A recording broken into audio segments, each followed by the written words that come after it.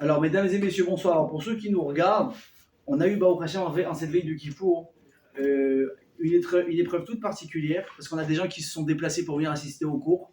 Personne n'a voulu lâcher pour un dernier message de Chizouk avant le Yom Hadi et Hanora, avant le jour de Kippour. Sauf que l'Etzerar, il a décidé de nous mettre à l'épreuve. Il nous a fait une coupure de courant, pas uniquement dans notre rue, mais carrément dans tout le quartier. Ok ? Alors, on a hésité, est-ce qu'on fait le cours, est-ce qu'on ne fait pas le cours ? Alors, pour ceux qui nous regardent, vous ne savez pas ce qui se passe ici. Mais il y a, je ne sais pas, une bonne vingtaine, trentaine de personnes qui sont là et qui ont décidé que même dans le Nord, parce qu'ils sont habitués un petit peu à l'obscurité, ils veulent assister au cours en live. Alors avec les moyens d'Ibor, comme vous pouvez voir, on a trouvé une petite lumière, on a trouvé des installations, Hachem nous a donné des idées. Alors je peux dire que si en général vous avez un mérite d'écouter les cours, si en général vous avez un mérite d'écouter des cours à la veille des cours avec tout ce qu'on a à faire, ce soir, je peux vous dire que c'est big route pour tout le monde. Alors Bezrat Hachem, on va faire une file ensemble parce que c'est Vadaï, que c'est un grand Edratson ce qui se passe maintenant. Bémet, c'est un très très grand Edratson. Pour ceux qui restent et pour ceux qui devront partir au milieu, pour ceux qui devront partir même tout de suite, c'est pas grave. On retient personne, on kidnappe personne. Bezrat Hashem, que tous ceux qui ont besoin de Yeshuot, avec vous, il leur accorde immédiatement. Et même du fond du cœur, je vous le dis. Amen. Pour les mariages, pour la santé, pour le shalom, pour les enfants, pour la parnassa. Et surtout, mes amis, on va prier maintenant pour le retour à la maison de nos Khatoufim. Qu'Hachem protège nos soldats. Si Dieu le et qu'on soit tous zochés, tous, mamash, avec Ktiva Vachatima Tova. Vous savez quoi, il y a quelqu'un qui m'a fait une phrase aujourd'hui, qui m'a fait vraiment beaucoup, très très bizarre, qui m'a beaucoup touché. Il m'a dit, Ruben, je te souhaite que cette année, ce soit ton année. Amen. Waouh, ça m'a vraiment touché. Alors, vous savez quoi, je ne vais pas la garder pour moi, je ne suis pas égoïste. Et je vous souhaite que cette année, vous savez quoi, ce sera notre année à tous. Amen. À tout l'homme Israël là où il est. Maintenant, on a passé quoi Israël, à Révin, Zélazé. En maman, chacun, je vous dis, on ne peut pas imaginer, je vous dis vraiment, on ne peut même pas imaginer, grâce à ce mérite qu'on est là ce soir, dans des conditions complètement ahurissantes, pour assister à un cours de Torah. J'ai l'impression qu'on est à l'époque de la guerre. L'époque de la guerre où il n'y avait pas d'électricité. Si on peut donner peut-être un verre d'eau à la dame. Non, ça va. Ça va ? J'ai l'impression qu'on est à l'époque de la guerre, où il n'y avait pas d'électricité, il fallait se cacher pour étudier la Torah. Vous imaginez ce que c'était à l'époque des Romains, quand il y avait des xérotes, etc. Les gens se rassemblaient comme ça. Il n'y avait pas de clim, il faisait chaud, il faisait froid, il n'y avait pas de lumière. Alors imaginez, là vous êtes là comme des spectateurs assistent à un cours, c'est sympa aussi. Mais imaginez quand il n'y avait même pas de livre, où il y avait un livre pour 20. Vous connaissez cette histoire qui est incroyable. Je pense qu'un jour je vous l'ai raconté il y a très longtemps. On raconte l'histoire d'un Rosh Yeshiva qui avait besoin de ramasser de l'argent pour ses institutions. Et on lui donne le numéro, l'adresse de quelqu'un, par exemple un grand donateur. Tu vas là-bas, il te met bien. Bon, il arrive à organiser un rendez-vous. Il va sur place. On lui dit d'attendre et que le Baal Habayit va le recevoir. Il est dans une pièce. Il y a des livres de Torah, il y a des livres de Gemara.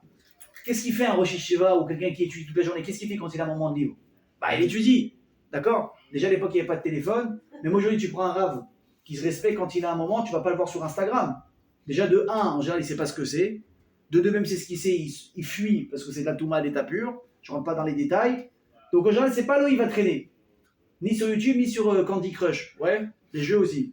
Il ne va pas faire ça. Qu'est-ce qu'il fait? Il voit une Gemara. Il étudie. Il gagne du temps. Et là, le type, il arrive à ce moment-là, donc le Baal Habayit. Il le voit en train d'étudier. Donc, l'autre type, il ferme la Gemara. Shalom Aleichem, comment ça va? Merci beaucoup de me recevoir. Il dit, alors, je te préviens tout de suite, toi, tu n'auras pas un euro. Tu as fermé la gueule. Tu lui dis, ok, mais est-ce que je peux vous demander pourquoi? Et il a dit, tu sais, moi, j'aime bien soutenir les gens, mais les mythos, j'aime pas. Il dit, mythos, je sais pas, tu m'expliques pourquoi tu crois que j'ai fait des photos de Mosdot, de Photoshop, mes institutions, elles sont vraies, les photos. Il dit, non, tout ça, j'ai vu les photos, tout ça, au contraire, ça m'a fait un très bon rocher, une très bonne impression, mais c'est toi qui m'as déçu, il lui dit. Je comprends pas, il dit, je comprends pas. À quel moment on s'est croisés à Paris, il dit, mais c'est ici, maintenant que tu m'as déçu, maintenant. Il dit, pourquoi? Il lui dit, parce que bon, c'est bien que tu étudies quand je suis pas là pour me montrer Zarman, que tu étudies que tu es un mec sérieux, mais t'as pas remarqué que tu prenais la Gemara à l'envers? Alors le type là, il le regarde de manière très sereine. Il n'est pas stressé, il panique pas, il n'a pas honte, il a un sourire en coin. Il dit, d'accord, maintenant je comprends mieux. Je lui dis, mais regarde, que tu veux faire la tzedaka ou pas, c'est pas un problème. Mais apprends une chose. Il faut toujours juger les caves et routes. Je lui dis, bon, caves et routes, il y a une limite quand même. Ah, c'est pas une bande dessinée que tu lis à l'envers là.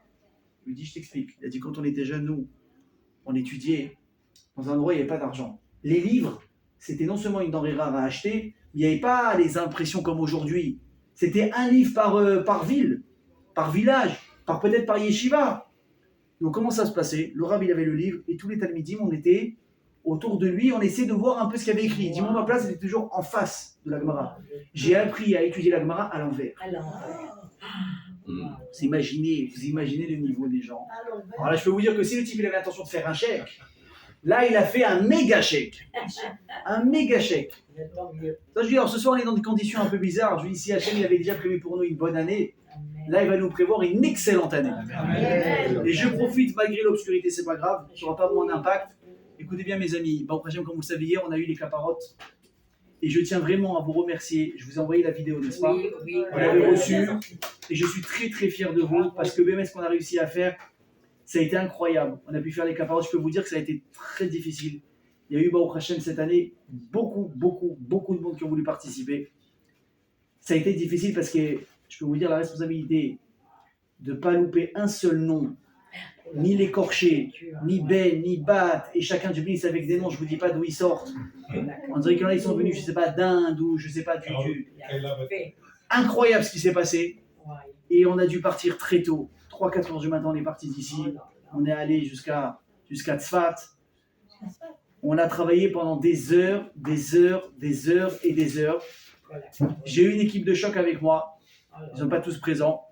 Mais évidemment, comme d'habitude, il y a mon bras droit, Meaz Oumitami de toujours, c'est mon ami Raphaël Nabé. Je peux vous dire qu'il est rentré dans un état chez lui. Il est rentré dans un état. Je ne savais pas si c'est la voiture qui conduisait ou lui. Je ne savais pas. Vous vous rappelez de la voiture K2000? Voilà, je crois qu'on a eu un miracle pour rentrer. On a eu un autre chauffeur, c'est vrai. Il est dans un état pas possible. Et également, son frère est venu nous aider. Alors, je peux vous dire, mes amis, au nom de tous et au nom de toutes les causes qu'on a, alors, je peux vous dire que déjà, on a déjà commencé à aider. Je n'ai pas perdu de temps. Je vous ai promis beaucoup de mérite, n'est-ce pas? On va aider des Elman, on va aider des gens. Je vous ai promis ou pas? Alors, sachez que les poulets, déjà hier, ils ont été achetés. Ils vont être distribués aux pauvres. Déjà, ça, c'est un. Déjà aujourd'hui, j'ai commencé. Je suis parti voir les Abraham et les Elman. On a commencé la distribution pour les fêtes. Et aujourd'hui également, j'ai déjà commencé à me rapprocher de la famille. Je vous ai dit de la famille qui a été touchée par l'attentat d'Hiroshima de la fusillade. Déjà aujourd'hui, je les ai appelés. Je peux contacter avec quelqu'un. Je leur dis ce qu'on allait faire. Je ne vous dis pas comment ils ont été mis Prakshim, comment ça les a touchés. Et si Dieu veut, je suis censé les voir pour la fête de Sukkot. Parce que je suis censé être à Yerushalayim. Eux, ils habitent Yerushalayim. On fera quelque chose de beau pour la maman, pour la veuve, la pauvre, cette dame, quelque chose, ils donnent le koar. Pour les orphelins, on va essayer également de leur acheter des cadeaux, leur faire plaisir, Bezrat Hashem. Mais tout ça, c'est votre mérite. Les gens me disent bravo pour ce que vous faites. Je dis, c'est vrai que à la base, peut-être j'ai eu l'idée. Mais avec des idées, on fait rien en final. C'est bien, c'est un moteur, on ouvre des horizons, mais moi, il me fallait des gens derrière. Et c'est vous. Et c'est toutes les personnes qui sont là. Évidemment, la grande majorité n'est pas là. Il y a des gens des États-Unis, il y a des gens du Canada, il y a des gens qui sont en France, il y a des gens qui sont en Israël, dans d'autres villes. Et chaque année, sachez que prochaine, ce groupe, il grandit. Alors, ça devient plus difficile. Plus en plus difficile pour moi de faire plaisir à tout le monde. Mais je peux vous dire, hier, on a eu, pour demander à Raphaël, à un moment donné, quand je vous dis, on était épuisés. Le travail ne terminait plus, les noms ne terminaient plus. C'est ce que fait une capara pour chacun et après s'assurer que la shrita soit faite, des cachères et tout. C'est une vraie responsabilité. Ça veut dire que s'il y a une shrita qui est mal faite, on s'en fout, il n'y a personne qui peut le savoir, il n'y a personne qui le saura. Il y a le shochet, le couteau et le bon Dieu. Vous comprenez ce qui se passe? Le nom, le type dit, il ne sait pas. Raphaël, c'était quoi le mot d'ordre que j'ai donné hier? J'ai dit, quand on fait les caparottes, s'il y a un doute, qu'est-ce qu'on fait? Je préfère faire une en plus qu'une en moins. C'est pas grave, ça va coûter encore un peu d'argent. On va perdre encore un peu de temps. Mais on ne joue pas avec les mitzvot, on ne joue pas avec la confiance des gens. On ne joue pas avec notre Hirat Shamim. Ça n'a pas de prix. Et je peux dire qu'on était fatigués, on était très fatigués. Et finalement, quand je vous ai donné les korotes, mais encore une fois, je répète, les korotes, c'est vous. Les korotes sont des gens comme Raphaël qui se déplace avec moi, qui me suit là où j'ai besoin de lui, comme son frère qui est venu également m'aider. Je peux vous dire, au nom de tout ce que je vous ai dit maintenant, on va leur souhaiter à Raphaël Bezrat Hashem, Mishibach, Avodot Kiloshem, Avraham, Yitzhak, Yaakov, Moshe Rabbeinu, Hashem, Didier Yakar, mon ami de Mamash. On s'est connus, je peux vous dire, ça fait 2 ans, 3 ans. C'est qu'une personne, j'ai l'impression que j'ai grandi avec lui toute ma vie. Bezrat Hashem, Raphaël, Nissim, Ben Avraham, vous, Veishto, Ubudo, ta femme Mélissa, Mazal, Bat, Fritna, et le petit Bezrat Hashem, ne me dis pas, Israël, Avraham, Ben, Mélissa, Mazal. Les autres que je vous remercie, je leur envoie une bonne santé, un bon shalom bayit, une parnassa incroyable. Amen. Tout ce qui va toucher, il va réussir. Amen. Et évidemment, cette brachot, elle marche aussi pour vous, c'est évident, c'est évident. Et également, on fait une fila spéciale pour Ilan, Ilan, il a un deuxième nom, Ilan Shlomo, Ben Avram, que je vous Hashem Shlomo, si vous Gagou, un bon mariage. Amen. Il lui enlève tous les problèmes qu'il peut rencontrer, qu'Hachem il lui enlève comme il les a jamais reconnus. Je ne vais pas détailler dans les demandes de chacun parce que c'est personnel, mais il lui accorde tout ce qu'il a besoin et qu'il soit heureux, qu'il puisse s'installer en Israël avec tout dans le Shefa. Vous, je peux vous dire que il va vous gâter, il va vous aider parce que tout le bien-être que vous êtes en train de faire à des étrangers que vous ne connaissez même pas. C'est quoi la plus grande malade de Tzedaka? C'est quoi? Oui. C'est quand tu ne sais pas à qui tu donnes et que celui qui reçoit, il ne sait pas de qui il reçoit. Voilà. C'est ça. Alors vous savez à qui vous avez donné? Non. Les gens qui vont recevoir, ils savent de qui ça vient? Non plus. On est au top niveau de Tzedaka. On est au top niveau de tout. On attend un petit peu le flash ici. Hop. La vidéo, elle s'est coupée? Non. Non. Alors peut-être mes pauses et tu remets? C'est bon. C'est bon, c'est bon. Bon, c'est pas grave, Vas-y. de toute façon, t'inquiète pas, on fera du Il y a du travail, ouais. Ok, bon les amis, personne ne passe, hein. Ok. Ok. En baisant ta voilà mes amis. Donc comme je vous disais, que par le souffle du réseau que vous avez fait, je vois qu'est-ce qu'il dit, si vous réjouissez les miens, moi je réjouis les vôtres. Alors comprenez une chose, nous, on peut réjouir des gens avec nos moyens et avec nos limites, n'est-ce pas? Donc on peut le faire, à un moment donné on peut plus, à un moment donné on ne veut plus, prenez ça comme vous voulez. Mais imaginez que si vous touchez à des gens qui sont dans le besoin, que vous ne connaissez pas, des veuves, des orphelins, là tu rentres dans les bons papiers du bon Dieu. C'est Rachem, il te dit, t'as pas compris, moi j'ai aucune limite, ni dans mes moyens, ni dans mon envie de te faire du bien. Et si toi tu t'engages à aider les miens, moi je vais aider les tiens. Est-ce que vous avez cette promesse, comment elle est belle? Alors ceux qui pensent qu'il y a des choses qu'ils ne pourront jamais avoir, ils se disent mais non, mais ça c'est un rêve, moi aujourd'hui j'ai 40 ans, j'ai 50 ans, je ne suis pas marié, je ne serai jamais marié. J'ai fait la connaissance d'une personne récemment qui a plus de 40 ans, qui ne s'est jamais mariée, et elle a baissé les bras de se marier. Mais ça me fait beaucoup de peine parce que financièrement il a réussi, c'est pas un problème, mais vraiment il avait une croix sur le mariage. Et j'ai tellement mal au cœur, parce que je peux comprendre qu'à certains moments, ça y est, tu te dis écoute, j'ai demandé, j'ai prié, j'ai essayé, j'ai connu des gens, j'ai cru, je me suis imaginé, je me suis projeté, à la fin j'ai toujours mangé une banane, donc classe, ça ne marchera plus. Et bien des fois, il y a des moments comme ça, qu'il faut que ce que tu as fait, c'est tellement fort de tout ton cœur, et ne croyez pas, c'est pas forcément donner de l'argent, c'est pas forcément aider, c'est des fois une mission de nefesh quand on est en train de faire un an pour une mitzvah, tu sais pas comment, pourquoi, ça fait tourner toute la balance. Et moi je vais vous rassurer, tous ceux qui cherchent un zébouk et qui ne le trouvent pas, tous ceux qui peut-être qui n'ont pas d'enfants et qui imaginent que ils vont être privés de sa vie, sachez une chose, que le moment où ça arrive, parce que ça peut arriver à n'importe quel moment, le moment où ça arrive et que ça arrive bien, c'est tellement agréable que tu te dis la vérité, ça valait le coup d'attendre. La vérité, je regarde devant. Et je vais vous dire mieux que ça, quand ça se passe bien, on oublie carrément le passé, que ça a été très long à attendre. Ouais. Alors, Bezrat Hashem, ce que je vous souhaite à tous ceux qu'on a besoin maintenant de Yeshuot et qui sont un peu bloqués, il faut trop attendre. Bezrat Hashem, par tous ces mérites qu'on a dit maintenant, on va les avoir. Amen, Kenny Ratsa. Alors maintenant, on rentre, mes amis, dans le vif du sujet. On va commencer Bezrat Hashem Yom Kippour. Comme on l'a dit tout à l'heure, Kippour est composé de 5 tfilot. Arvit, donc qui est précédé de Kol Nidre, Shacharit, Moussaf, Mincha et Neila. Vous savez qu'est-ce que c'est cette fila de Kol Nidre? On va commencer évidemment avec le piyut. Lecha Eli Teshukati. Qu'est-ce qu'on va dire à Hachem? Hachem, je t'appartiens. Lecha Eli Teshukati. C'est quoi? Matshuka, mon amour, elle est à toi, Hachem. Ensuite, on va dire Lecha Yadai, Lecha Raglai, Lecha Libi. Hachem, mes pieds, mes mains, mon cœur, tout t'appartient. Tout t'appartient. Et après, on va commencer à faire ce qu'on appelle, on va regretter. Venadarti, Verarti, on va dire Hachem, j'ai fait des nedarim, j'ai fait ci, j'ai fait ça. Et là, on arrive finalement, on ouvre le Echal, on sort le Sefer Torah de Kol Nidre. Et on va commencer à dire Kol Nidre Ve'esare. Alors c'est une prière incroyable. En général, à ce moment de Kippour, on parlait tout à l'heure, on disait les juifs de Kippour. En général, au moment de Kol Nidre, il n'y a plus une place à la synagogue. Il n'y a plus un talit de disponible, il n'y a plus rien. Il n'y a pas de talit, il n'y a plus de kippa, il n'y a plus de place ni debout, ni assis. Les gens, ils sont battus 2 semaines avant, ils ont payé, ils ont réservé leur place. Et alors évidemment, l'épreuve incroyable, tu as payé ta place, tu arrives, il y a quelqu'un à ta place. Aïe, aïe, aïe, aïe, qu'est-ce que tu fais? Alors attention, hein, tu as mis ton beau costume blanc, mesdames, vous avez mis la belle robe, vous avez fait migrer, vous avez tout fait. vous avez fait 1000 euros de tzaka avant Kippour, vous avez prévu 5000 euros pour les dons à la synagogue, vous voulez acheter les mitzvot, vous êtes prêt comme un soldat. Et là, tu as ta petite épreuve de Kippour. Tu as un étranger assis à ta place. Alors tu vois que le gars, la manière dont il porte la kippa et le talit, c'est pas un type qui connaît les sinas. Hein. Il connaît pas. Le talit, il en a fait un châle. D'accord, la kippa, on dirait un crembo. Tu comprends que c'est pas un type qui fréquente les sinas. Et il est assis à ta place. Maintenant, ta place, elle est stratégique parce qu'elle est agréable, c'est ta place toute l'année. Elle est bien orientée par rapport à la clim, le bruit, le passage. Tu as tes petites affaires. Tu fais quoi? Moi, je peux vous dire une chose. Tu le fais lever, tu lui fais honte. Kippour, il t'en faut 100 là pour réparer ce que tu as fait. Quoi? Ah oui. De faire honte à quelqu'un le jour de Kippour. T'imagines que le gars, le seul lien qu'il a avec la Torah et le judaïsme, c'est d'être assis dans une synagogue sans savoir lire un livre de prière, juste attendre que ça se passe. Et toi, tu lui fais honte et il quitte la synagogue. Mais c'est compliqué. Une seconde. Non, dans ces conditions, il va falloir régler les questions, vous allez comprendre. Donc, vous imaginez, tu le fais fuir de la synagogue. Le type, ça se trouve, tu as cassé le seul lien qu'il avait avec le judaïsme parce qu'il ne savait pas, il s'est assis. Alors, tu peux peut-être, surtout quand c'est le soir, hein, la prière, elle n'est pas très longue, hein, le soir de Kippour. Quand l'Idré arrive vite, il n'y a pas de Khazara, on fait slichot, à tout casser, on en a pour 2 heures le soir de Kippour. Je vous donne un conseil, Béhémet, prenez sur vous. Tu prends ton talit, d'accord? Si tu peux avoir un talit de la synagogue, prends-le, parce que si tu lui dis, excusez-moi, j'ai des affaires ici, le mec, qu'est-ce qu'il va comprendre? Ah ouais? Ah, je lui ai rien dit. Excusez-moi, monsieur, j'ai besoin de prendre des affaires, excusez-moi, hein. Excusez-moi, bah oui, parce que vous comprenez, j'ai mes affaires ici toute l'année. Ah, relou que tu es. Tais-toi, c'est mieux. Mais pas de talit, c'est mieux. Il faut comprendre, il y a des mitzvot. De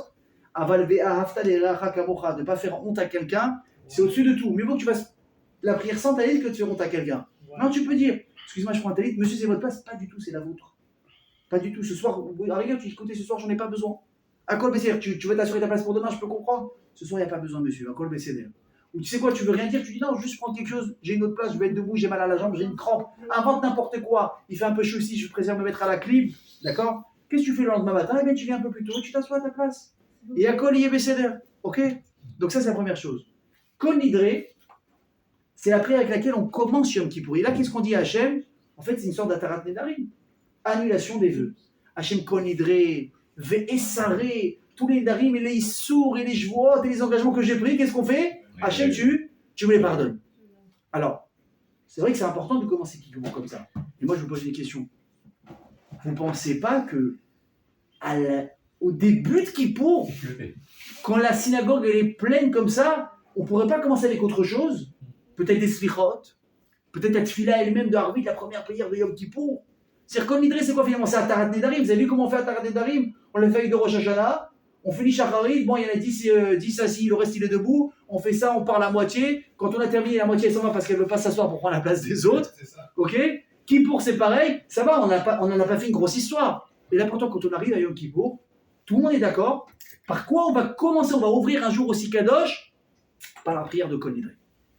La question, c'est mais qu'est-ce qui se cache? Il se cache quoi dans cette prière de Kol Nidre? Et je vais vous raconter une histoire pour vous montrer. Je ne vais pas vous donner la réponse tout de suite, sinon il n'y a plus de suspense. Mais je vais vous raconter une histoire qui s'est passée avec Kol Nidre, 2 histoires qui sont extraordinaires. Un jour, on raconte qu'il y avait une personne qui n'avait pas du tout grandi dans la religion de tous les jours. Il y avait juste des petites racines comme ça. On est juif, ok? Bon, Shabbat, j'en parle pas évidemment. Brit Mila, ok? On essaye de se marier avec des juifs parce que quand même c'est une identité. Et on sait qu'il faut faire acte de présence à la synagogue au jour de Kippour. Je peux vous dire que moi j'ai connu beaucoup de gens comme ça. Exact. Les gens ils faisaient n'importe quoi. Ils fréquentaient n'importe qui. Ouais. Mais quand il fallait parler mariage, tu avais la grand-mère qui venait. Elle disait Ya Baba. Elle est juive. Elle est juive ou pas? Attention. Là on parle mariage. Là on ne dit pas que tu es parti, tu es sorti. Là on parle mariage, mon fils, elle est juive. Elle est juive ou pas? Si elle n'est pas juive, tu oublies tout de suite. C'était la carte d'identité qu'il fallait de mal à la sonne. Il y a des choses auxquelles on ne peut pas toucher. Ben oui. C'est comme ça. Donc le type, t'as compris, c'est rapport que ça, il a rien. Maintenant, il avait beaucoup de gens dans sa famille qui n'étaient pas du tout religieux, à tel point que clairement, il s'était converti au christianisme. Ouais. Donc tu as compris que quand tu es dans une ambiance comme ça, à un moment donné, même ta tête, elle commence à devenir farfelue.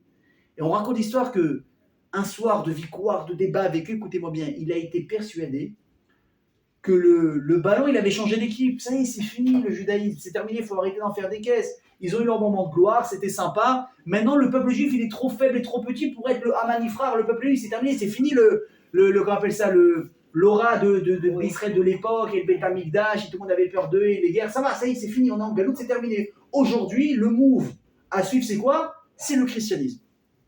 Et lui, il décide, on est à la veille de Kippour, vous connaissez bien l'histoire est vraie, hein. On est à la veille de Kippour. Il décide qu'après Kippour, il va se convertir au christianisme. Maintenant, comprenez, hein, je vous l'ai déjà dit, se convertir au christianisme, ça égale à rien faire du tout. Quand tu es né juif, tu meurs juif. Je répète, quand tu nais juif, tu meurs juif. Tu peux te dire islam, tu peux te dire islamiste, tu peux te dire chrétien, tu peux dire ce que tu veux, ça change rien. Tu crois que tu es quelque chose, l'inverse on peut se convertir au judaïsme quand c'est bien fait, mais l'inverse c'est pas possible. Ok? Il y a des gens qui appellent ça, ils disent ah oui, alors en fait d'être juif c'est comme un microbe, c'est une maladie, tu peux pas t'en débarrasser. Il y en a qui disent que c'est maladie, il y en a qui disent que c'est non, c'est une marque d'honneur spéciale que tu as le mérite de naître avec. Vous comprenez, une personne par exemple qui naît de sang royal, c'est dans ses veines. Que tu veuilles ou pas, tu peux devenir villageois, d'accord? Tu resteras toujours un prince. Et si demain tu dois être roi, qui est le roi légitime? C'est toi. Et bien c'est pareil pour un ben Israël. On est les Bnei Abraham, Israël et Yaakov, on est des enfants de roi. Abraham c'est un roi, mes amis. Vous comprenez? C'est un mérite extraordinaire. Et lui il décide de tout laisser tomber après Kippour. Alors, écoutez bien, hein, il y a des gens quand même dans leur tête, ils ont des calculs spéciaux. Il va voir sa mère. Et il lui dit ce qu'il compte faire, mais il dit mais attention maman, je vais faire après Kippour parce que je veux pas me détacher du judaïsme comme un voyou, mais je vais faire les choses bien, on va faire Kippour, après Kippour je change. J'ai prévenu. Samuel le regarde et dit écoute-moi bien, si tu comptes faire ça, moi je t'interdis l'accès à la synagogue. Tu ne mets pas les pieds à la synagogue, tu m'écœures, tu vas écœurer le bon Dieu. Comment tu peux venir à la synagogue avec une idée pareille en tête? Je préfère que tu viennes pas, elle dit écoute-moi bien, comme ça elle lui dit, je rentre pas maintenant, c'est bien, c'est pas ça, je vous raconte l'histoire. Elle dit je te ferai barrage, tu ne rentreras pas à la synagogue. Faut la comprendre la pauvre sa mère. Il prend ses affaires, l'histoire raconte qu'il s'en va à Berlin. Et là, oui, lui dans sa tête il a un plan, je vais faire Kippour à ma manière et après je me convertis. Il rentre dans la synagogue à Berlin. On lui refuse l'accès. Alors, je sais que sa mère elle n'est pas présente. Il rentre dans la synagogue et là qu'est-ce qu'il entend? Kol Nidre. Et vous savez, je vais vous dire, il y a des moments comme ça, que ce soit Rosh Hashanah ou à Kippour, quand on entend certains chants qui nous prennent de l'intérieur. Et là, en général, soit tu as un déclic, soit tu pleures, soit tu fais tchouva. Moi, je vais vous dire, vous vous souvenez, je vous ai dit que quand on fait un bon Rosh Hashanah, des fois on ressent quelque chose à un certain moment, mais moi je l'ai ressenti cette année. Je peux vous dire, je vous le dirai pas, mais j'aurais pu vous dire exactement à quel moment je l'ai ressenti. Et il se passe quelque chose à un moment donné. Il y a un pays où il y a quelque chose qui fait que tu sens quelque chose de spécial, et là tu sens que tu es connecté avec le Kodesh Baruch Hu. Ça dure 2 secondes, ça dure 1 seconde, mais ça se passe. Il faut le chercher, il faut le vouloir, il faut se préparer, et ça marche. Et là, le type qui pensait bien faire en disant je vais finalement bien faire, Hachem il a eu pitié de lui. Et quand il entend la prière de Kol Nidre par le Chazal, mes amis, il s'est mis à craquer, et il s'est mis à pleurer. Qui pour sort, il envoie une lettre à sa mère, maman, je pense que j'ai trouvé la possibilité de faire Teshuvah. Et je veux rester juif même si ça va être difficile. L'histoire raconte qu'il est mort jeune, ce garçon, après qu'il ait fait Teshuvah. Vous savez, je vais vous dire, des fois, une personne, je ne parle pas maintenant d'une personne, c'est pas une règle que je vous dis des fois. Une personne, Hachem décide de cueillir une personne jeune parce qu'il veut le prendre propre et pas avec des avérotes. Il y a des gens comme ça, leur tikkun dans la vie, c'est quoi? C'est d'arriver à un moment clé dans leur vie, de tenir bon, et c'est tout. C'est ça qu'ils doivent réparer. Et Hachem, il part dans sa plaisir, il dit mais si je le laisse plus longtemps, il va fauter, il va tout louper ce qu'il est venu réparer. On arrête. Hachem, il a cueilli jeune parce que c'était ça son tikkun. Ça, c'était son tikkun. Et je vais vous donner une deuxième histoire qui est très belle également. On est en Russie. Il y a, je crois qu'on appelle ça l'armée rouge, si je ne me trompe pas. Oui. Et on a là-bas, évidemment, chez les soldats, on a des juifs qui ont été en relais de force à l'armée. Et donc, on a un juif là-bas qui se bat, qui est épuisé, qui est éreinté. Vous imaginez les conditions de l'armée, ce que c'était. Et un jour, il est là épuisé comme ça, il est en train de se reposer un petit peu. Et il entend, écoutez bien ce que je vous dis, c'est tout simple. Il entend comment on dit un katsine? Un officier, ouais, un gradé, passer et chantonner une chanson russe, comme jamais. Bon, lui, c'est un juif russe. Ah, demain, je me sens une chanson française, vous la connaissez aussi. Sauf que lui, il avait une oreille musicale extraordinaire et une très belle voix. Il ne supportait pas qu'on ne fasse pas la chanson comme il faut. Et là, il ne se retient pas. Il prend son courage à deux mains et il va corriger l'officier qui a fait une mauvaise note sur la chanson. T'imagines le petit soldat juif pourri jeté par terre qui se permet de faire une remarque à un officier gradé. Et l'officier qui aime la musique, il est surpris par la remarque, mais pas dans le mauvais sens. Il dit, pourquoi tu sais chanter? Il dit, oui. Vas-y, chante pour voir. Et là, il se rend compte qu'il a une super belle voix. Et une oreille musicale incroyable. Il lui dit, mais toi, c'est du gâchis de te laisser ici. Viens avec moi. On va t'emmener où? On va t'amener dans la chorale de l'armée. La chorale de l'armée. Donc, il le prend dans la chorale. Il enrôle et là, évidemment, sa vie, elle change de tout à tout parce que maintenant, il a du tout au tout. Maintenant, il a des bonnes conditions et il chante devant des gens et on l'applaudit, on le remercie, etc., etc., etc. Et il avance un petit peu dans sa carrière de chanteur de l'armée. Et là, on lui demande de chanter devant la plus grande chorale jamais organisée de l'armée. Donc, évidemment, il faut venir, il faut se déplacer, il faut voyager, il faut tout ce que vous voulez. Et ça tombe quand? Le jour de Yom Kippour. Et lui, il voit noir. Il voit là, il dit comment je vais faire? Leur demander, c'est pas possible. Leur expliquer, j'en parle même pas.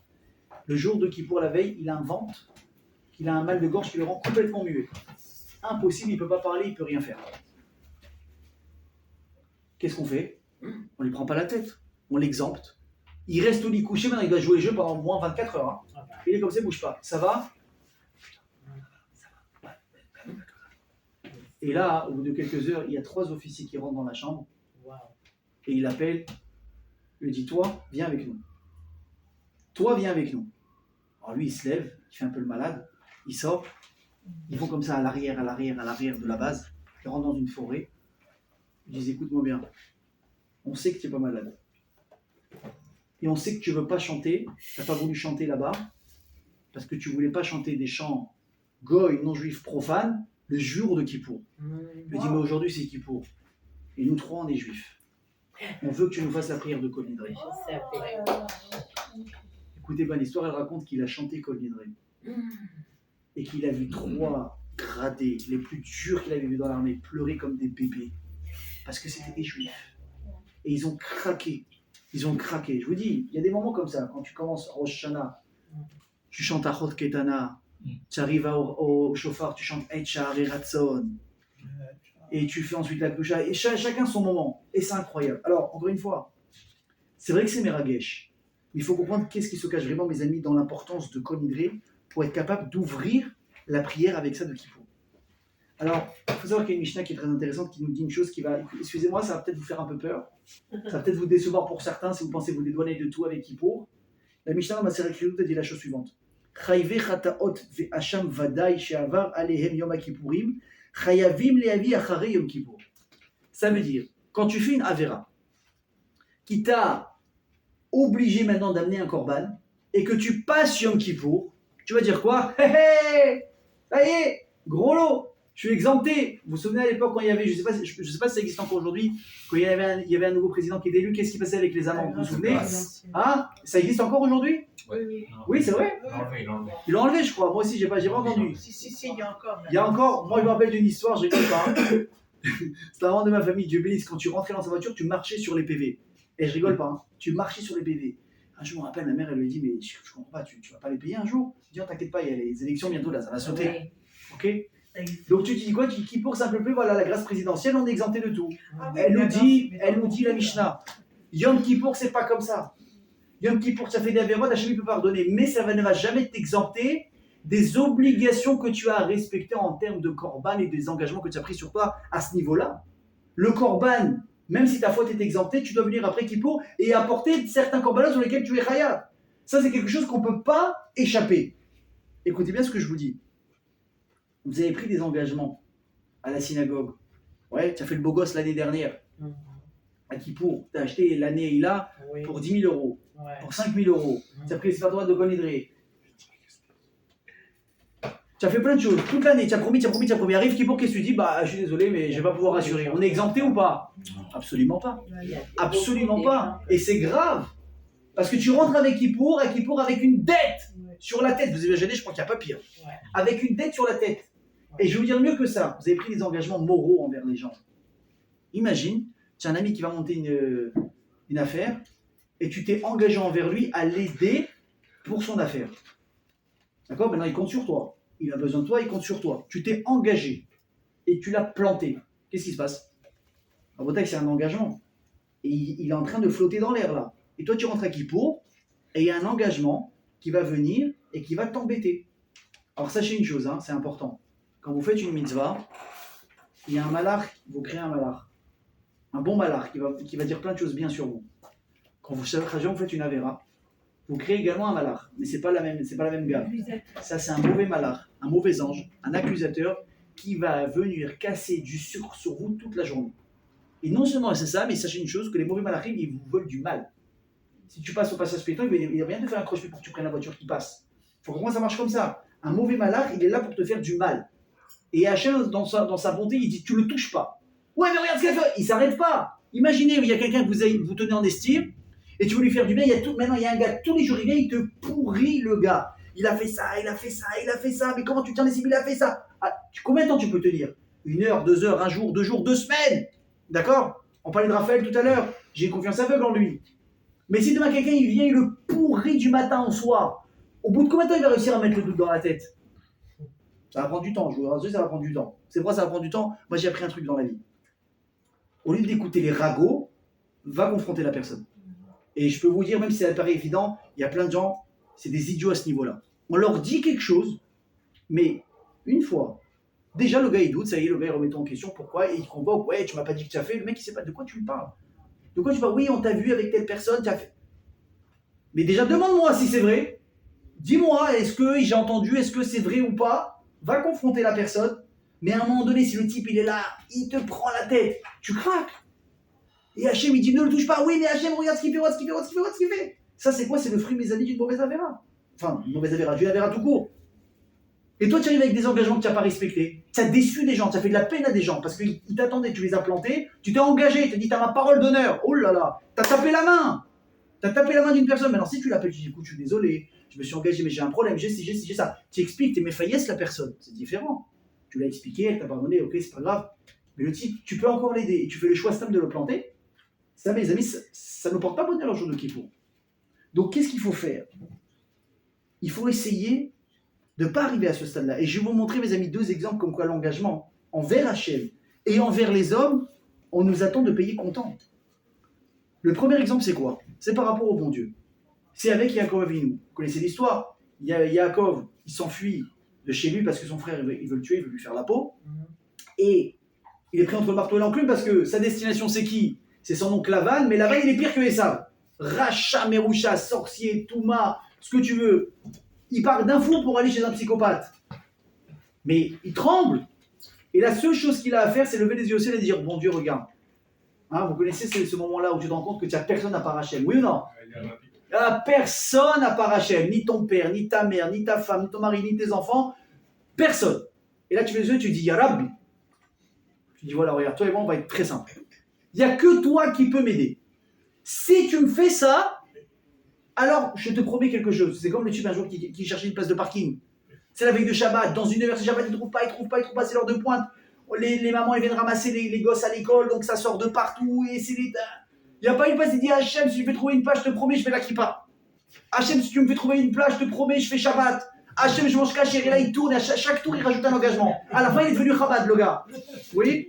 Et finalement, sur le point de se convertir au Chabad, oui, il y a une place qui se libère. Qu'est-ce qu'il fait? Hachem, laisse tomber, je me suis débrouillé. Il est bon le gars ou pas? Et toi, tu viens, tu pries, tu dis Hachem. Et Yaakov, il a fait pareil. Et Yaakov, beaucoup, si tu m'aides, de partir entier. Entier, c'est-à-dire quoi? Physiquement, mais surtout dans ma spiritualité, dans mes mitzvot. Et que j'arrive chez Lavan, et que je reviens entier dans tout ce que j'ai, etc. Et mi Elohim, il m'a dit, etc.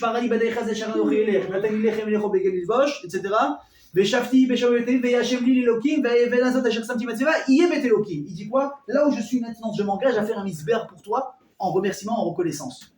Elle est belle. Il s'engage, il a fait un engagement sympa. Je lui dis t'inquiète pas, je suis avec toi. Il va. Est-ce qu'il est protégé chez Lavan? Bien sûr que oui. À Lavan, il veut lui faire des crasses. Mais Hachem il aide. Il lui donne des femmes, il lui donne Baruch Hashem les 12 tribus. Il revient riche, très riche, alors qu'il est parti fauché. On connaît, d'accord? C'est pas le sujet maintenant. Il revient riche, milliardaire, alors qu'il est parti sans un sou en poche. C'est comme un peu le rêve américain. Le type, il est parti, il a fait fortune, il est revenu. Sauf que quoi? Il tarde en chemin et il n'accomplit pas son éder. Où est-ce qu'il s'arrête? À Soukot, il traîne là-bas pendant 1 an et demi, il traîne maintenant. Lui, le plan, c'est quoi? C'est que tu sors de chez Lavan, tu rentres chez ton père et dans le chemin, tout de suite, tu t'arrêtes, tu fais le misbéach. Quand tu fais un éder, il ne faut pas tarder à l'accomplir, c'est important.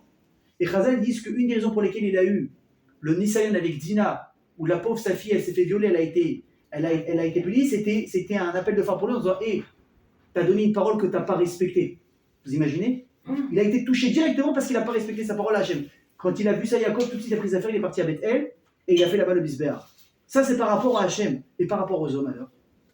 Vous savez de qui on l'apprend? Que quand tu donnes une parole à un homme et tu jures quelque chose, tu lui donnes ta parole, tu dois la respecter. Et même Hachem ne peut pas t'aider sinon. On l'apprend de Moshe Rabbeinu. Moshe Rabbeinu, quand il a fui l'Égypte, parce que sa tête a été mise à prix, n'est-ce pas, vous vous souvenez? Mais c'est l'histoire. Le temps d'Abiram, ils l'ont balancé, on t'a vu tuer un Mitzri. Paro, il a dit ok, on arrête tout de suite Moshe, on le tue. Où est-ce qu'il s'est enfui, Moshe? À Midian, chez qui la Raïf, chez Yitro. Maintenant, la fille de Yitro, Tzipora, elle tombe amoureuse de Moshe Rabbeinu. Ils veulent se marier. Mais Yitro, il a très peur. De quoi il a peur? Il a peur de donner sa fille en mariage à une personne qui vient d'Égypte et qu'à un moment donné, le type voudra, normalement, revenir en Égypte parce qu'il a sa famille, parce que je sais pas quoi.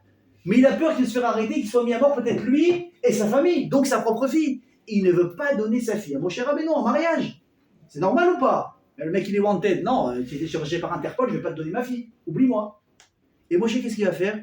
Il va donner sa parole à Yitro de jamais plus remettre les pieds en Égypte. Il a dit, je m'engage à ne jamais rentrer en Égypte, comme ça, je suis protégé.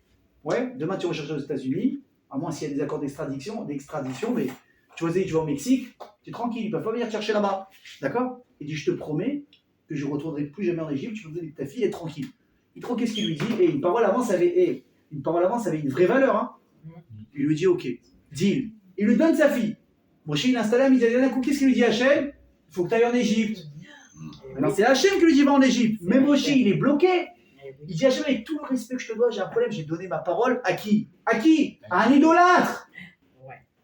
À un idolâtre, j'ai donné ma parole, mais c'est mon beau-père. Qu'est-ce que tu veux que je fasse? Hachem, qu'est-ce qu'il lui dit? Tu dois demander sa bénédiction. Tu dois aller le voir et lui demander sa permission pour partir. Moshe va voir Yitro, il lui dit, regarde, je t'ai promis de jamais retourner en Égypte, maintenant j'ai une shlichut d'Hachem.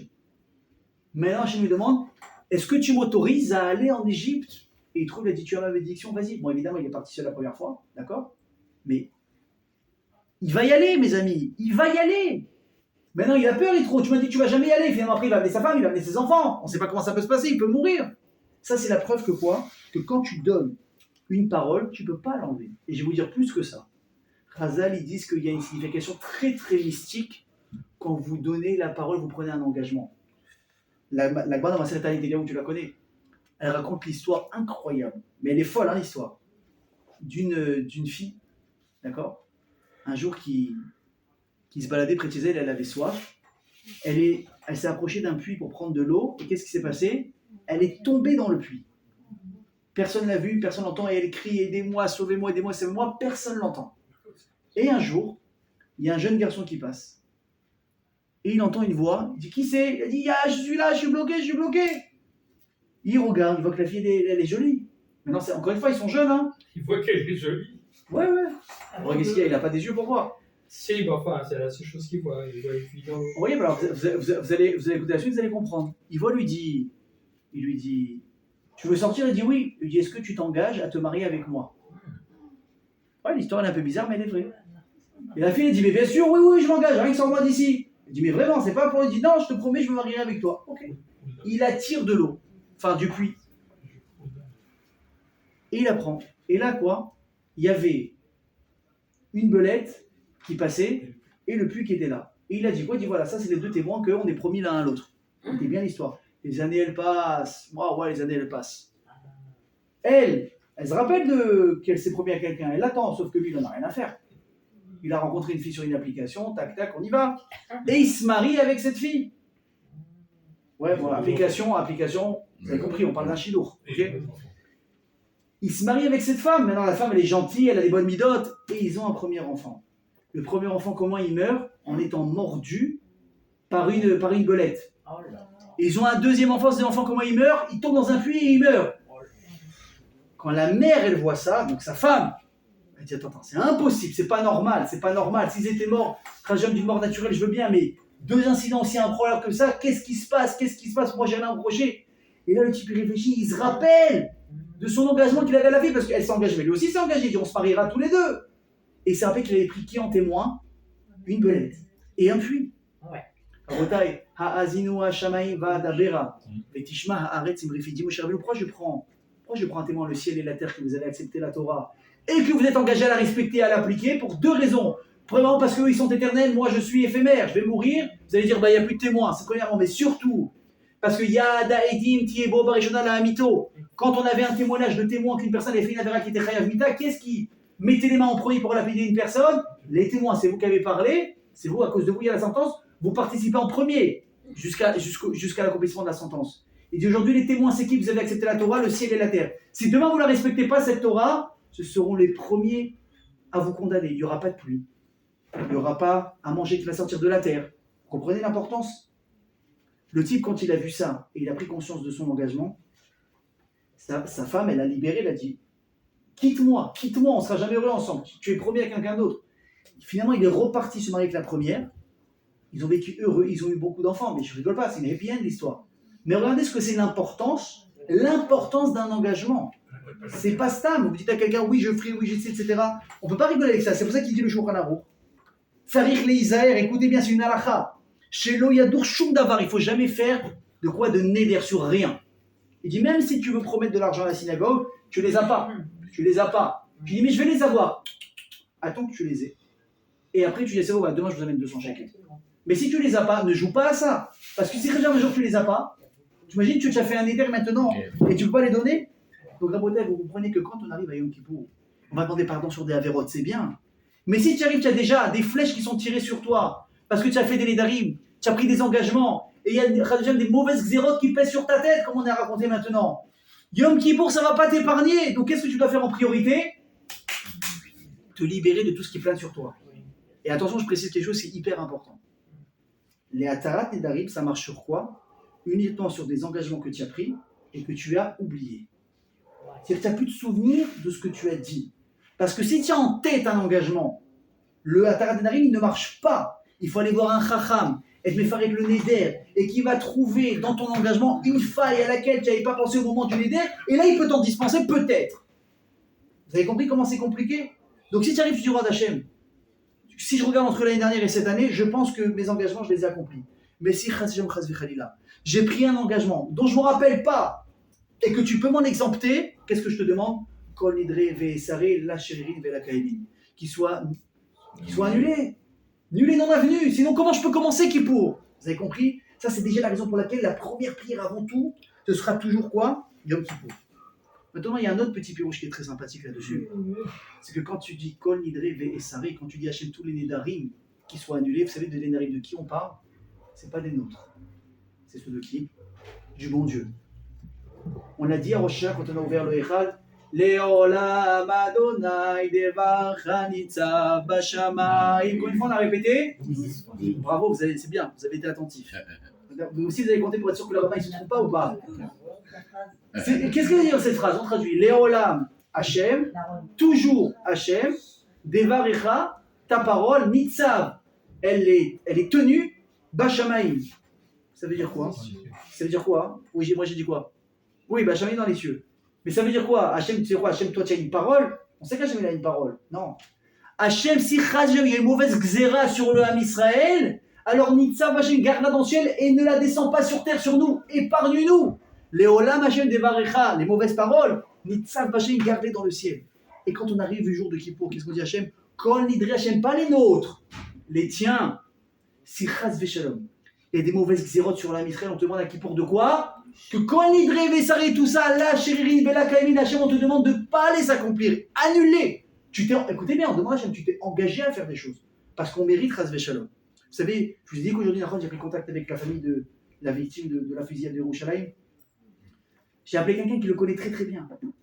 Il m'a dit, Ruben, comment est-ce que je peux t'expliquer? Il m'a dit, je te dis pas ça, Bediavad, parce que maintenant il est niftar, alors on va le faire passer pour quelqu'un de bien. C'est ce papa qui a été tué. Il a dit, je te promets. Un type, tous les jours, il allait au mikvé. Tous les jours, tfila honnête. Il m'a dit, c'est mon beau-frère. Je le connais depuis plus de 10 ans. Écoutez bien la phrase.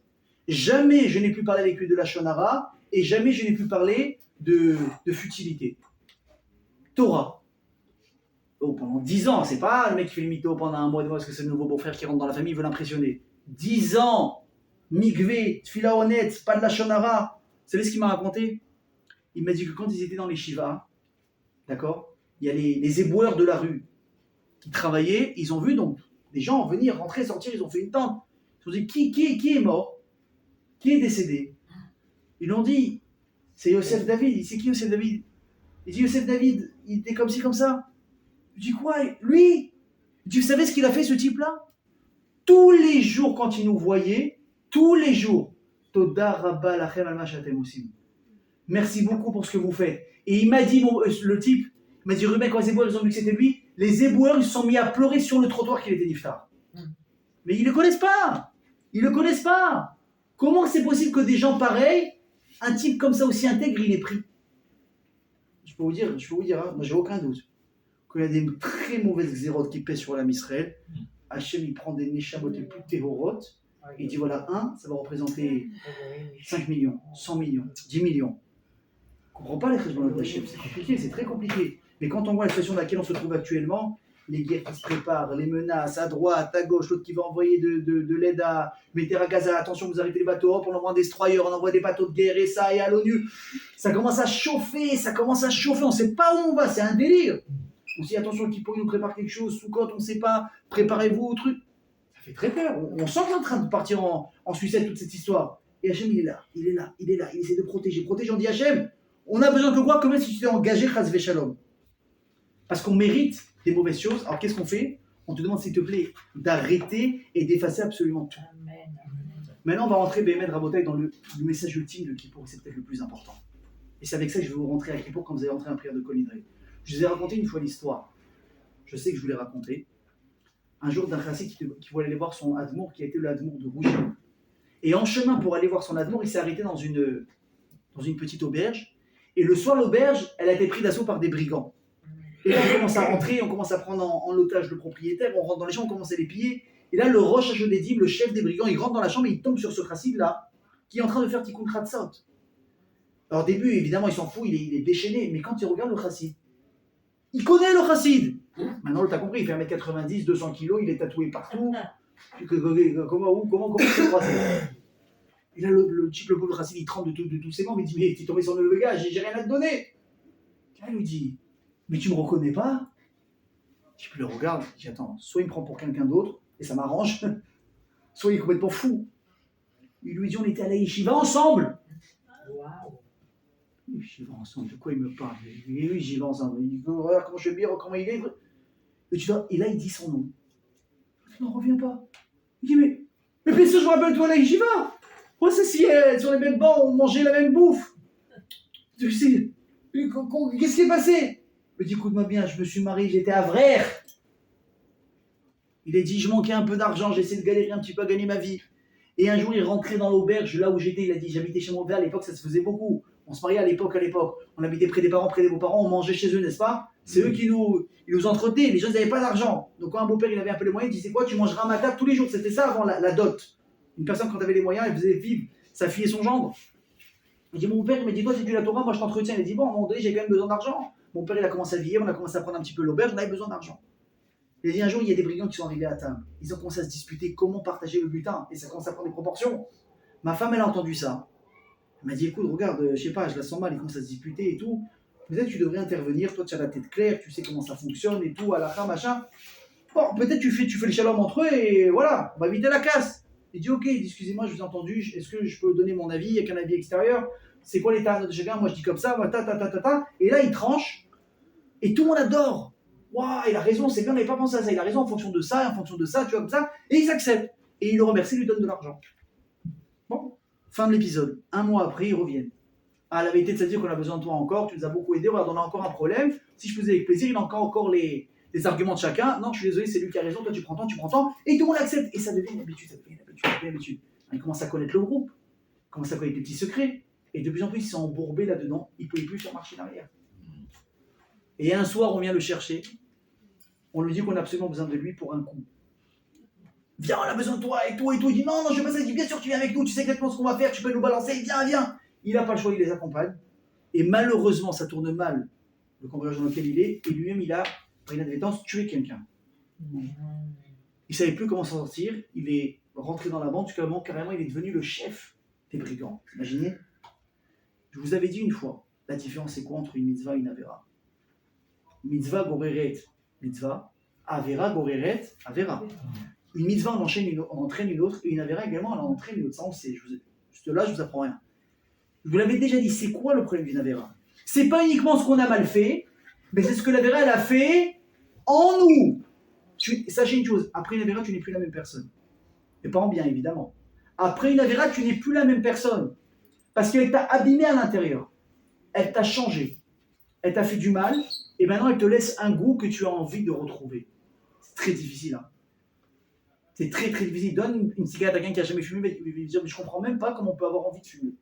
Comment les gens peuvent dépenser des fortunes dans les cigarettes. Comment le type, il devient fou pendant Shabbat parce qu'il ne fume pas.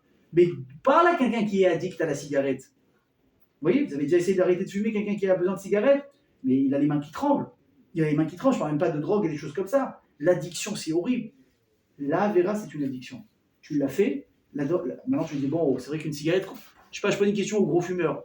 Combien de temps il faut pour devenir un vrai fumeur affirmé? Il faut un certain moment quand même. Il faut fumer. Au début, tu n'arrives même pas à fumer. Alors à la limite, tu te forces pour faire bien parce que c'est la mode, avec tes copains, tout le monde fume. D'accord? Donc tu fumes, je sais pas, il faut parler peut-être de plusieurs mois pour devenir vraiment accro à la cigarette. La Gemara, elle dit, au bout de combien de fois une avera elle devient évidente pour toi? 3 fois. 3 fois tu fais la même avera à cette loquéter. C'est pas que tu sais que c'est pas bien, tu fermes les yeux. C'est que pour toi maintenant, elle est carrément devenue autorisée. Et donc tu as envie de la retrouver, et tu as envie de la retrouver, et tu as envie de la retrouver. Et tu es attaché, la avera, qu'est-ce qu'elle fait? Elle s'attache à toi, mes amis, et elle veut absolument pas te lâcher. Et elle te poursuit. Un jour, on raconte qu'il y avait un rav et un chassid qui se baladaient au bord d'un fleuve. Et là, il voit une femme qui est en train de se noyer. Qu'est-ce qu'il fait le rabbin? Ni une ni deux, il enlève son chapeau, il enlève sa veste, il plonge dans l'eau, il nage et il va sauver cette femme. Il la ramène sur le rivage, il se rhabille, merci beaucoup, et plaisir, Tibria, et il s'en va. Et au bout de 1 heure, 2 heures de marche, l'élève il est là, il dit, ah Rabbi, tout à l'heure, là, la scène, là, la femme qui se noie, vous qui plongez, c'est une femme, elle était jolie, il regarde, lui dit, elle dit, tu sais que toi, depuis tout à l'heure, tu penses à elle, et moi, je l'ai laissée sur le rivage au moment où je l'ai sauvée, je l'ai oubliée. Regardez, c'est quoi la différence? Quand il y a quelque chose de pas bien qui te trotte dans la tête, ça ne te laisse pas tranquille, ça te poursuit. Tu fais une avéra, ça te poursuit dans ta tête à la synagogue, ça te poursuit quand tu lis les tefilines, ça te poursuit là, ça te poursuit là, ça te poursuit là. C'est ça, mes amis, le défaut d'une grosse avéra. Alors, qu'est-ce que l'on doit faire pour éviter tout ça? La réponse, elle est très simple. La Gemara, elle dit dans Masechet Sota, Kola ose mitzvah achat ba'olam hazeh, mekadamto ve'olechet lefanav le'olam haba. Toute personne qui fait une mitzvah dans ce monde-là, la mitzvah, elle l'accompagne et le devant sur olam haba. Aval chas v'shalom kola over avera. Tout celui qui fait une avera achat ba'olam hazeh, mais la fefeto ve'olechet lefanav yom hadin, qu'est-ce qu'elle fait? La avera, elle est en train maintenant on va dire de s'embellir, elle accompagne jusqu'au yom hadin. Et Rabbi Eliezer Omer, Kshurabo Kakelev, elle s'attache à toi comme un chien s'attache à toi. Elle ne te lâche jamais. Et sachez, mes amis, que ça a été la grande marloquette entre Rabbi Yochanan et Resh Lakish. Le fameux épisode où ils discutent, sont en train d'étudier, ils sont devenus beaux-frères, c'est une chavoutra incroyable. Et voilà qu'un jour, ils discutent à partir de quand une arme, un kéli qui est fait de métal, il est Mekabel Touma. Est-ce que c'est quand on finit de le taper avec le marteau, ou bien une fois qu'on le trempe dans l'eau? N'est-ce pas, l'effet chaud-froid? Et donc, elle dit, c'est quand on a fini de taper. Resh Lakish, il dit non. C'est quand il faut le tremper dans l'eau, après c'est là que ça devient vraiment une arme, et ça devient un kéli, etc. Qu'est-ce que dit Rabbi Yochanan? Bon, c'est vrai qu'au niveau des armes, je ne peux pas discuter avec toi, tu sais ce que c'est vu ton passé, entre guillemets. Resh Lakish, il le prend tellement mal, qu'est-ce qui se passe? Il en meurt. Il en meurt. Bon, évidemment que ça fait de la peine, mais quand tu prends un peu de recul, tu dis attends, une seconde, ça va, viens, on se calme. Et oh, c'était une blague, hein. C'est entre beaux-frères, ça va. On s'est tout dit. Je t'ai donné ma sœur, c'est moi qui t'ai ramené à la Torah. Je t'ai tout appris. De zéro, tu es devenu un géant. C'est moi qui t'ai fait, ça va. Je peux pas charrier pour on n'a jamais senti une vérité à quelqu'un. On n'a jamais peut-être rappelé le passé dont on n'est pas très fier à quelqu'un. Il n'y a personne qui est mort pour autant, il n'y a pas eu mort d'homme. Pourquoi lui, il en est mort, Resh Lakish? Vous savez pourquoi? Parce qu'elle est là la différence. Est-ce que tu acceptes que quand je fais une Avera et je fais Teshuvah, j'ai terminé avec l'Avera totalement de ma vie? Resh Lakish, il pense comme ça. Et c'est comme ça qu'on va trancher la halakha. Quand tu fais tes choix, c'est terminé. On ne va plus jamais relier la Avera à toi. sinon ça n'a pas de sens. On dit que quand une personne elle meurt, n'est-ce pas, on lui montre tout le livre, n'est-ce pas, tout le film de sa vie. On dit qu'à la fin, une personne elle a tellement honte qu'elle en oublie son nom. On dit comment tu t'appelles? Je ne sais plus. Donc il y a une ségoula avant de faire au Seychelles, n'est-ce pas, de dire des psukim qui correspondent au nom, etc. C'est pour ça, pour la boucha du Yom Hadin. Alors moi, j'ai posé la question à quelqu'un, je dis mais je ne comprends pas. Si une personne elle a fait ce qu'elle a fait, mais qu'elle a fait tchouva, c'est pas horrible de lui remontrer sa vérote en plus devant tout le monde, sa famille, des rabbanim, des malachim. Tu imagines la honte ou pas? Imagine demain tu fais une embrouille, tu sais pas que quelqu'un te filme. Et là en plein Shabbat, en tout cas, pas Shabbat, mais Motzei Shabbat, ou le jour de ton anniversaire, écran géant, on te voit en train de faire des vérotes devant tout le monde, mais tu vas mourir. Oui ou non? Il n'y a pas plus horrible. Mais maintenant tu dis bon, lui c'est une ordure celui qui me fait ça. Mais là on parle de mon Dieu. Hachem, j'ai fait tchouva. Réponse, si tu as fait tchouva, on va couper le film de ta vie. C'est comme si, je sais pas moi, on va dire t'es né à 22 ans. Tout ce qu'il y a eu avant, on va pas montrer. Pourquoi? Parce que tu as fait tchouva. Tu as fait tchouva. À partir du moment où tu fais tes tchouva, on va plus jamais montrer ce qui s'est passé avant, sinon ça n'a pas de sens. Sinon c'est quoi la tchouva? N'est-ce pas? Mais Rabbi Yochanan, qu'est-ce qu'il disait? Il dit non. Une avéra, tu l'as fait, elle te reste collée à la peau jusqu'à la fin de tes jours. Et Resh Lakish, pourquoi il n'a pas tenu? Parce qu'il s'est dit, c'est comme ça que mon beau-frère, il me regarde.